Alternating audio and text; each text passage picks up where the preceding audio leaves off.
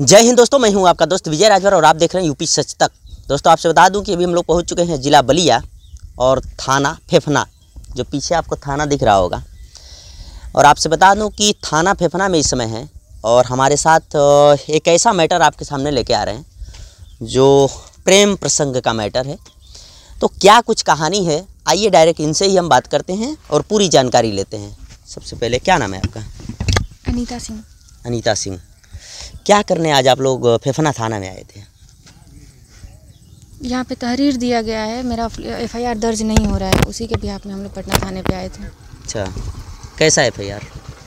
मेरा एक मैटर चल रहा था जिसमें अभियुक्त पे लगा है धारा 376, 313, उसी का मैटर चल रहा था। कोर्ट में हमारा मैटर चल रहा था और उसी का बयान चल रहा था। तो हमारे बयान रोकने के लिए ये लोग बार बार मुझे टॉर्चर कर रहे हैं, घर में घुस के धमकियाँ देना, गाली गलौज करना और लोगों से परेशान करवाना, मेरे फैमिली को पूरा परेशान करना कि ये लोग मेंटली डिस्टर्ब होकर कुछ गलत कदम उठा ले, ताकि मतलब हमारे पूरे फैमिली को मारने के खातिर। कौन ऐसा कर रहा है? लड़के का बाप सुनील सिंह। अच्छा, लड़के का क्या नाम है? लड़के का नाम है ध्रुव कुमार सिंह। ध्रुव कुमार सिंह। ध्रुव कुमार सिंह से पहली पहचान कहाँ पे हुई, कैसे हुई? बात है 2012 की, जब मैं 9th क्लास में पढ़ती थी, Islamia school intermediate college Fephna, और वो 10th क्लास में पढ़ता था 2012 में। तभी से हम दोनों एक दूसरे को जानते थे। हमारी बात हमेशा ऐसे ही होती रहती थी। और 2016 में उसका सिलेक्शन हो गया इंडियन नेवी में। तब से हमारी बात चलने लगी थी। अप्रोक्स क्या, हम लोग शादी फिक्स थे, हम शादी करने वाले थे। उसकी भी पूरी फैमिली रेडी थी शादी के लिए, हमारी भी पूरी फैमिली रेडी थी। पूरा रिलेटिव वगैरह में सबसे लड़का बात करता था, घर पे आता जाता रहता था। हम भी उसके घर पे 2-3 बार आए गए हैं। उसकी पूरी फैमिली भी हमारे घर पे आती जाती रहती थी। मैटर है 2017 का, जब वो ट्रेनिंग ख़त्म करके हमारे घर से 50-60 मीटर के डिस्टेंस पे मेरा एक डेरा है, गेस्ट हाउस। तो वो वहीं पे आया था, आके बैठा हुआ था। मेरी मम्मी गए चाय वाय उनको पिलाई, फिर कुछ काम लगा हुआ तो मम्मी आई होंगी, हम वहीं पे बैठे थे। तो उसने फिजिकल के लिए मुझे फोर्स करने लगा। मैं मना की कि जब तक शादी नहीं होगा हम कुछ नहीं कर सकते हैं। उस टाइम मैं अभी बच्ची थी, लगभग 17 साल मेरा एज था। तो वो बोलने लगे कि मतलब मैं तुमसे प्यार करता हूँ, तो तुम्हारे अलावा किसी और के पास मैं नहीं जाना चाहता हूँ। अब तुम क्या चाहते हो कि तुम्हारा ये मतलब मैं किसी और के पास जाऊँगा तो तुमको अच्छा लगेगा? तो ऑफ कोर्स है, कोई लड़की को अच्छा नहीं लगेगा। तो मैं बोली कि नहीं ठीक है, तो आप शादी कर लीजिए, शादी करके जो करना है कीजिए। तो बोले अभी तुम भी छोटी हो, मेरा भी अभी बहुत जल्दी सिलेक्शन हुआ है, 2 बहन है, उनका भी शादी वादी करना है, जैसे उनका शादी हो जाएगा हम दोनों शादी कर लेंगे। तो फिर भी हम नहीं माने, हम नहीं, मैं बोल रही थी, इनकार कर रही थी कि नहीं करना है। तो उन्होंने वहाँ पे सिंदूर रखा हुआ था, मतलब नवरात्रि वगैरह का टाइम ख़त्म ही हुआ था। तो हमारे घर पे दुकान वगैरह लगता है प्रसाद का, तो वहीं पे सिंदूर रखा था, पीला कलर का पूरा सिंदूर लेके और पूरे मतलब मुझे लगा दिए। अब बोले कि लो सबको साक्षी मान के मैं तुम्हें आज से पत्नी के रूप में स्वीकार करता हूँ, आज से तुम मेरी पत्नी हो। और फिर भी मुझसे ज़बरदस्ती करके और फिजिकल अटेंड किया, फिजिकल किए। और उसके बाद से घर वो आ गए, तो मैं उसी हालत में घर पे आई। आके मम्मी देखी तो हम उनको बताए कि मम्मी ऐसा ऐसा हुआ है, ऐसा ऐसा किए हैं। मम्मी मेरी लगी मुझे डांटने लगी, फिर मतलब मुझे बहुत बोली, कुछ मारी हुई थी। तो बोली कि उसके पापा को फ़ोन करो। तो उसके पापा सुनील सिंह को मैं फ़ोन की, तो मम्मी मेरी उनसे बात की कि आपका बेटा ऐसा ऐसा करके मेरे लड़की के साथ गया है, आके या तो शादी करके इसको घर से ले जाइए, नहीं तो मैं इसी हालत में लाके आपके घर पे बैठा दूँगी। तो बोला कि देखिए इज्जत का है, हम लोग राजपूत है, छोटे कास्ट तो है नहीं कि हम लोग कुछ भी कर लेंगे, इज्जत में मार्केट में नाम फैल जाएगा। और वैसे भी अभी आपकी लड़की छोटी है, बड़े हो जाने दीजिए दोनों को, हम दोनों की टाइम होने पर शादी करा देंगे। मेरी भी दोनों बेटी है, उसकी तब तक शादी हो जाएगी तो हम दोनों की शादी करवा देंगे। तो आश्वासन दिया, आश्वासन का पूरा फिक्स्ड हो गया था शादी, हम लोग शादी करने वाले थे। तो ऐसे ही हम लोग को चलता था, बात होती थी, हमेशा पटना आना जाना वो रहता था। तो वहाँ पे मैं रूम लेके रहती थी। तो अच्छा, आप पटना रहते थे? जी, 2018 में ग्रेजुएशन कंप्लीट हो गया तो मैं पटना चली गई थी तैयारी करने के लिए CDS की। अच्छा। तो वहाँ पे रूम लेके रहती थी, तो वो रूम पे हमेशा आते थे। उधर से छुट्टी लेके आते थे तो 2-2 दिन 3-3 दिन मेरे साथ रहते थे। फिर ये छुट्टी कंप्लीट करके भी जाते थे तो 2-2 दिन 3-3 दिन मेरे साथ हम लोग रहते थे। तो ऐसा ठीक ही चल रहा था। 2019 से अब उनके लिए नौकरी लग गया था, तो अच्छी रिश्ते आ रहे थे। अच्छा। दहेज वगैरह भी सही मिल रहा था। कौन सा नौकरी करने लगे? इंडियन नेवी में है। नेवी में? जी। अच्छा। तो अब अभी लड़का तो इस टाइम तक ठीक था, लेकिन उसके माँ बाप अब अंदर उसकी शादी देखने लगे थे। दहेज मिलने लगा था तो वो लोग लालच में आ गए थे दहेज के। तो अब मेरे को उसकी माँ, मंजू सिंह नाम है उसका, उनकी 2 बेटी हैं, श्वेता और स्वाति। रितिका सिंह, प्रीतिका सिंह नाम है, घर का नाम श्वेता स्वाति है। वो और उसका बाप मुझे फ़ोन कर के बहुत टॉर्चर करते थे। बहुत गंदी गंदी गालियाँ देते थे। घर पे भी आके हमेशा गालियाँ वालियाँ देते रहते थे कि बदजलन हो गई हो, मेरे बेटे को फंसा ली हो पैसे के लिए, तुम्हारे जैसे लड़की ऐसे ही करती है। मेरे मम्मी को भी हमेशा गाली देती थी वो कि कैसी संस्कार दी हो अपने बेटी को, कि जाओ किसी भी लड़के के साथ, पैसे वाले लड़के के साथ फंसा लो, सो लो, उसके बाद शादी कर लो। मतलब ऐसा वर्ड उन्होंने यूज़ किया। जिसके तो कारण आप उनसे फ़ोन करके बोलते नहीं थे? बोलती थी, लेकिन वो मेरे बात पे भरोसा नहीं करते थे। वो अपने माँ बाप पे ही भरोसा करते थे कि नहीं, मेरे बाबा ऐसा बोल ही नहीं सकते, तुम झूठ बोल रही हो। तो मैंने रिकॉर्डिंग भी की थी, रिकॉर्डिंग उनको भेजी थी, उनकी बहन की रिकॉर्डिंग मैं की थी। 2019 की बात है। तो नवंबर में इन्हीं के टॉर्चर के कारण, उनकी बहन के टॉर्चर के कारण मेरा तबीयत ख़राब हो गया था। पटना रहती थी तो मेरा भाई ले जाकर PMCH में मुझे एडमिट कराया। वहाँ से वो लोग रिफ़र कर दिया, तबीयत ज़्यादा ख़राब था। तो मेरा भाई लेके घर पे आया। मम्मी बोली गाड़ी करके और घर पे ले आओ, हम लोग यहाँ से इलाज करवाएंगे। फिर आई फातिमा हॉस्पिटल में, मैं एडमिट थी, ICU में थी वहाँ पे। तो अभी भी मेरे पास सारा मेडिकल रिपोर्ट है। जैसे तैसे करके मैं रिकवर हुई। लेकिन अभी 2019 से लेकर 2021 तक लड़का ठीक था।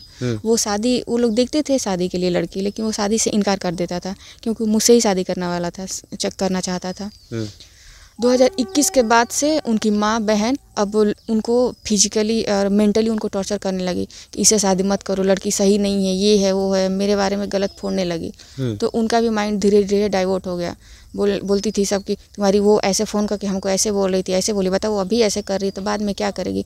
और मैं कुछ नहीं बोलती थी। अगर मैं बोली होती उन लोगों को, अगर मैं मेंटली टॉर्चर करती तो मैं हॉस्पिटल में नहीं एडमिट होती, उनकी माँ और बहन एडमिट हुई होती। फिर भी हमने कुछ नहीं बोला। उसके बाद से अब ध्रुव भी धीरे धीरे मुझे टॉर्चर करना स्टार्ट कर दिया। 2023 की बात है, मार्च 2023 की।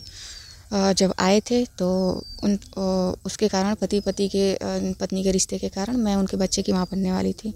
2 महीने का मेरा बेबी था। मार्च और अप्रैल 2 महीना हो गया था। तो उनको बताई कि मैं ये हो गई हूँ, मैं प्रेग्नेंट हो गई हूँ, मुझे घर अब ले चल कर रखिए, अब मैं सास ससुर के साथ रहूँगी, या मुझसे अब शादी करके ले चलिए, या आइए हमसे कोर्ट मैरिज करके और मुझे लेकर चलिए। तो अब वो नहीं आ रहे थे, डर गए थे। तो फिर बाद में फ़ोन करके बोले कि ऐसा करो, अभी के लिए ये बाबू को हटा दो और जब हम शादी करेंगे तो उसके बाद इसको रखा जाएगा। क्योंकि अभी बहन की शादी है दिसंबर में, एक बहन की शादी फरवरी में ही हुई थी और एक की दिसंबर में शादी थी, छोटी वाली की। बोले तो बहन की शादी कट जाएगी, बेइज्जती बहुत होगी, क्या चाहते हो कि तुम्हारा पति का बेइज्जती हो, अभी के लिए हटा दो, पूरा जहान बाबू सोना ऐसे कर बोला। तो हम बोले कि नहीं करेंगे, मुझे घर लेकर चलिए। तो आ गया, वो छुट्टी लेके आया था पटना, उधर ही से कुछ उल्टा सीधा मुझे दवा लेके आया था। उस टाइम भी मेरा तबीयत ख़राब ही था, तो मतलब बुखार लग रहा था। तो मुझे दवा ला के दिया। मुझे लगा कि तबीयत ख़राब है तो उसका दवा दिया। बोला कि लो पहले तबीयत तो अपना ठीक करो, उसके बाद से फिर शादी किया जाएगा। तो मैंने वो दवा खा ली। उसके बाद जब दवा खा ली तो फर्स्ट डे एक दवा दिया, फिर दूसरे दिन फर्स्ट सुबह शाम करके मुझे दवा दिया। तो उसके बाद से मेरा ब्लीडिंग स्टार्ट हो गया। जब ब्लीडिंग स्टार्ट हुआ तो मुझे छोड़ के वहाँ से भाग गया, भोर में ही मुझे छोड़ के वहाँ से भाग गया था। फिर मैं रोने लगी जैसे तैसे करके। मेरी एक फ्रेंड थी वहाँ पे, वो नीट की तैयारी करती थी, वो कैसे भी करके मुझे हैंडल की। अभी उसकी ड्यूटी कोटा वगैरह में है। वो कैसे भी करके हैंडल की, मुझे दवा खरा के ठीक की। मैंने अपने फैमिली में नहीं बोली क्योंकि वो मना किया था कि अभी फैमिली में मत बोलना, नहीं तो तुम्हारे मम्मी पापा इसी हालत में ले जाके तुमको घर पे बैठा देंगे। तो बहुत मतलब ये किया। मुझे नहीं लगता था कि वो मुझे कभी छोड़ देगा। मैं हमेशा उसके बाद पे थी कि वो शादी करेगा। जब चला गया उसके बाद से मुझे हर जगह, हर सोशल मीडिया पर मुझे ब्लॉक कर दिया। अपने फ्रेंड के नंबर से उसको कॉल करती थी, वो भी नंबर ब्लॉक कर देता था। दिसंबर में हमारी मतलब पापा, 2 भाई और भी मौसी के लड़का वगैरह हैं, गए थे उसके घर में। उसकी बहन की शादी थी 12 दिसंबर को। तो बोला कि जाओ, मतलब जाके बात करिए, इसको अब ले जाके उसके घर पे छोड़िए। मेरा तबीयत अब उधर ही से भी बहुत ख़राब रहने लगा था जब से ये सब प्रोसेस किया मेरे साथ। तो उसके बाद उस टाइम से बदतमीजी स्टार्ट करने लगा। बोला कि कौन अनीता सिंह है, हम किसी अनीता सिंह को नहीं जानते, हम किसी को नहीं जानते, नहीं रखेंगे। और वैसे भी हमारे बेटे की शादी तय हो गई है, कुछ पैसा ले दे लो, अगर ऐसा है तो कुछ पैसा ले दो लो और अपनी बेटी की शादी कहीं और करा दो।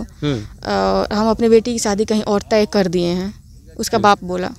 तो हमारे पापा पूरा रोने लगे कि देखिए इज्जत की बात है, इतने दिन से ये लोग रहा, आप क्यों ऐसा कर रहे हैं। पूरा पापा रोने लगे। मेरे पापा बहुत सीधे साधे हैं। पूरा भाइयों भी बहुत समझाया तो उन्होंने भगा दिया मेरे फैमिली को अपने घर से। उसके बाद से मेरे भी घर दो चार बार वो गए थे कि कुछ पैसा ले लीजिए। और जब केस वेस का मैटर चलने लगा तो बोला कुछ पैसा लेके अपनी बेटी की शादी कहीं और तय कि आप बोलिए, हम लड़का ढूंढेंगे इसके लिए और शादी इसकी करवाएंगे।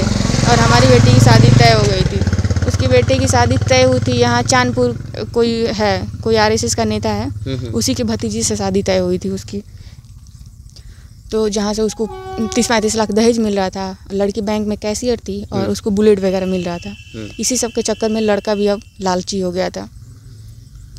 फिर मैंने केस वेस चलने लगा, धारा उस पर 376 313 लगा, मैटर चल ही रहा था। मेरा लास्ट बयान चल रहा था। बयान रोकने के लिए वो लोग बदतमीजी कर रहे थे।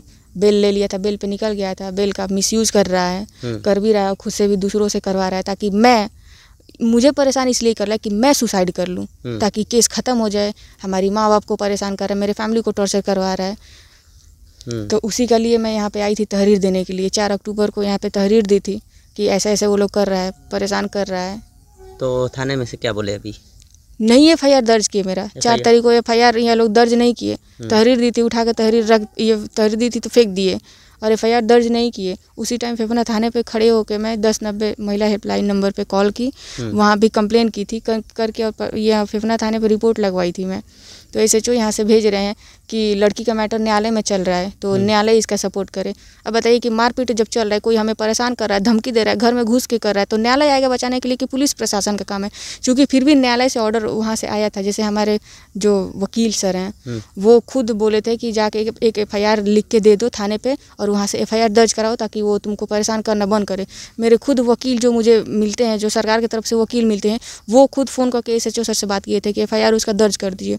ये FIR दर्ज नहीं किए और नहीं किए, जिसके कारण मैं आई और जाके 9 अक्टूबर को मैंने ये स्ट्रेस कम दवा आता है, अपना स्ट्रेस कम करने के लिए, स्ट्रेस क्या कम करना था, मुझे मरना था, मरने के लिए सुसाइड अटेंड करने के लिए मैंने स्ट्रेस कम दवा खा ली थी, जिससे मेरा तबीयत बहुत ज़्यादा ख़राब हो गई थी।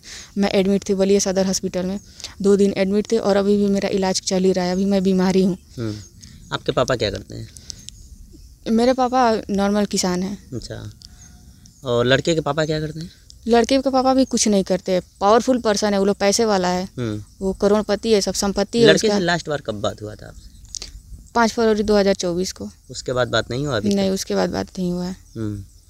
तो आप लास्ट में बात किए तो नहीं बोले कि आप दहेज के लिए क्यों ऐसा कर रहे हैं?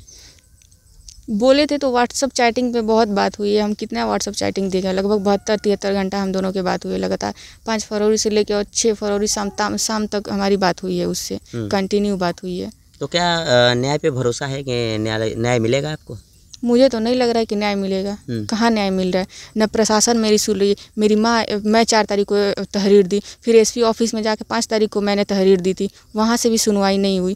फिर ये 9 तारीख मैं महिला हेल्पलाइन नंबर पे 5-6 को मैं कॉल करके वहाँ भी कंप्लेन की थी, नहीं सुनवाई हुआ। 13 तारीख को भी, 13 या 14 तारीख को जाकर फिर SP ऑफिस में जाके तहरीर दी थी, फिर भी नहीं सुनवाई हुआ। 17 तारीख को मेरी मम्मी यहाँ के FIR दर्ज कराई हैं, अरे FIR के लिए तहरीर दी, उनका भी FIR दर्ज नहीं किया। उल्टे हमारे फैमिली के साथ यहाँ के प्रशासन बदतमीजी करने लगी। कैसी तुम्हारी बेटी है, उसको समझाओ, उसको कहीं और शादी करवाओ, ये करवाओ, वो करवाया। यही अगर काम प्रशासन के बेटी के साथ होता तो वो यही करता क्या?